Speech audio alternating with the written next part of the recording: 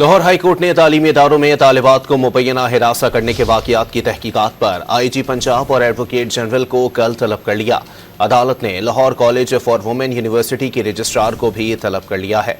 आपको बताएं कि लाहौर हाई कोर्ट ने तालीमी इदारों में तालिबात को मुबैना हिरासा करने के वाक़यात की तहकीकात पर IG और एडवोकेट जनरल पंजाब को कल तलब कर लिया। मजीद जानते हैं डॉन न्यूज़ के नुमाइंदे राना बिलाल से। जी राना बिलाल, बताइएगा।